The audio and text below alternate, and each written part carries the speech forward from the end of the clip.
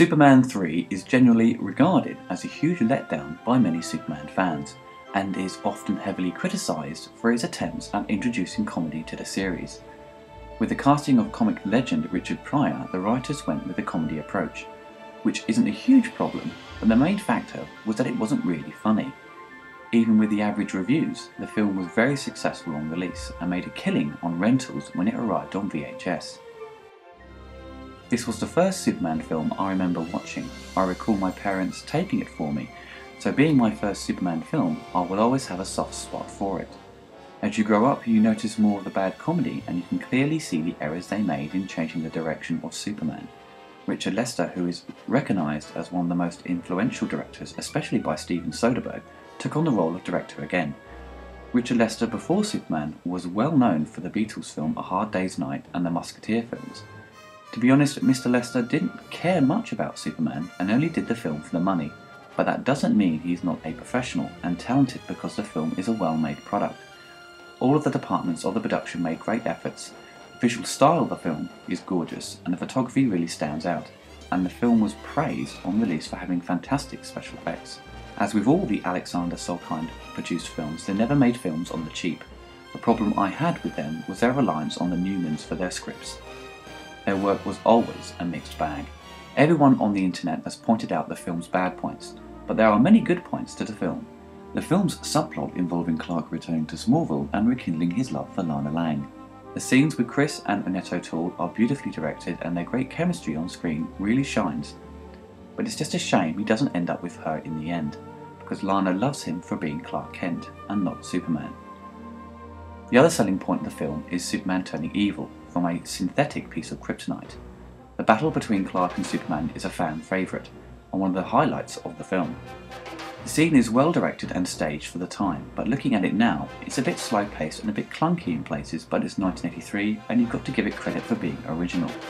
If you look carefully in the background, you can see the 007 soundstage at Pinewood. A lot of the comedy in the film doesn't work and just falls flat, but there are, I must admit, some scenes I did find funny. Green stuff. And, hey, pate. Boy, pate is really unusual. I didn't make any... Oh, Clark, that's Buster's dog food. Oh, I'm sorry.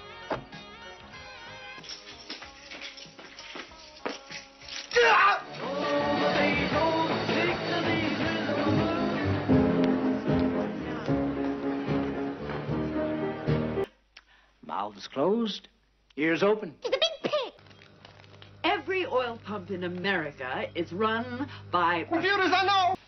Mr. Webster, I did not... Mr. Webster. Mr. August Gorman? Sir, August Gorman here. Listen, I know that you're a man of compassion and you have pity, and I don't want to go to jail because they have robbers and rapists who rape robbers. Oh, no. No more. Look. You sit. Sit. Sit. Help!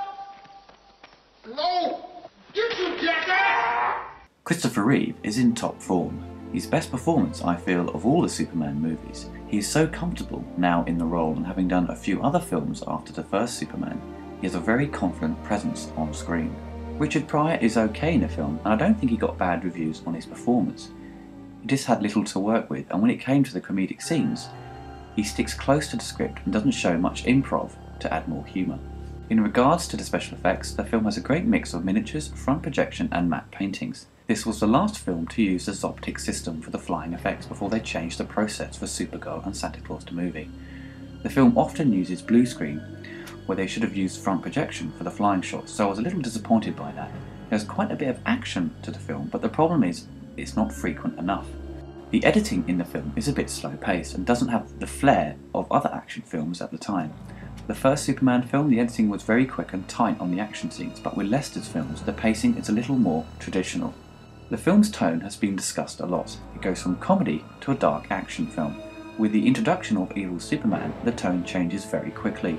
Many scenes upset kids at the time, one being the transformation of Vera into the cyborg. The choice to have no music but just having her screaming really adds to the horror of what's happening. Even for me and my friends, when we were kids, it scared us. Girls! Girls, stop this! Hey!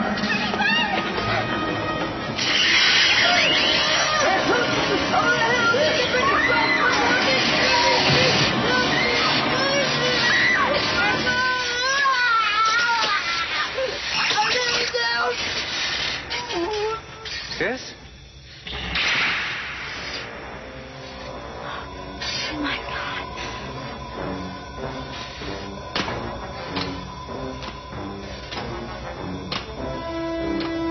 What is that?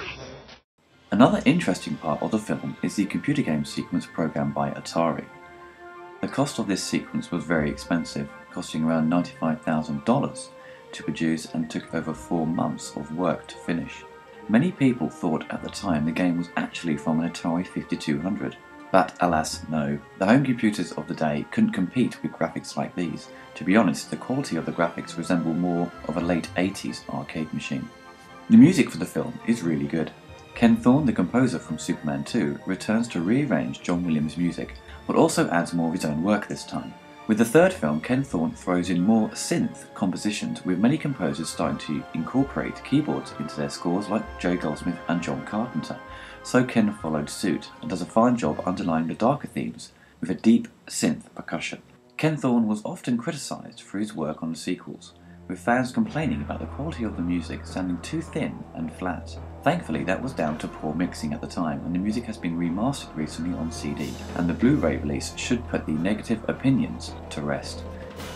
Reorchestrating an existing piece of music over a new film is very tough, and you can't just copy and paste music over a scene, which was done for the Richard Donner cut of Superman 2, and it sticks out like a sore thumb, and it rarely works.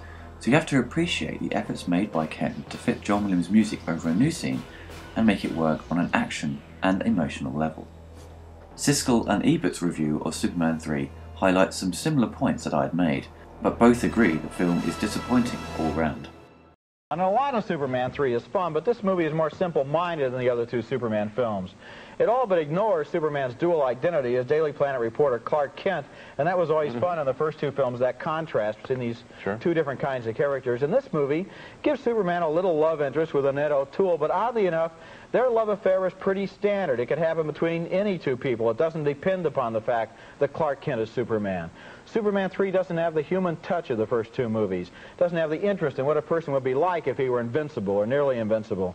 And Superman 3, well, it's well made, it's entertaining, but it's got too many stunts and it's just not quite special. I liked it even less than you did. It does something I didn't think a Superman movie could ever do for me, and that is bore me. This movie is missing a great love affair. That's what the first 2 pictures had. Interesting love affairs, Clark and Lois, Superman and Lois. Marvelous stuff. Here, just that little love story with Lana Lang and the hometown girl and Clark, and that should have been the back half of the movie. Instead, as you say, more stunts. Richard Pryor, wasted here. He's a goody-goody guy, not real evil. I was disappointed. I think that Richard Pryor is always best in the movies when he's a narcic, when he's an enemy of the establishment, when he's an outsider, stirring things up. And here, he's a nice little guy. You pat him on the head. He's a schmo. He's Superman's pal. Don't drop me, Superman. He's too nice in this movie. He ought to get in there and really mess things up. Ever since his accident, he's been playing nicer and nicer guys. I want him to be real, real evil. If you are a fan of superhero movies, this film should be in your collection. I think the good points just outweigh the bad. It is an entertaining film, and it's good to have on in the background or to watch while enjoying a few beers. Actually, watch it while you're drunk. It'll make it far more entertaining, so I recommend doing that. Superman 3 is a one-off adventure for Superman. It doesn't link itself to the previous films. Treat it like a James Bond film. It stands on its own. Take care. I'll see you around.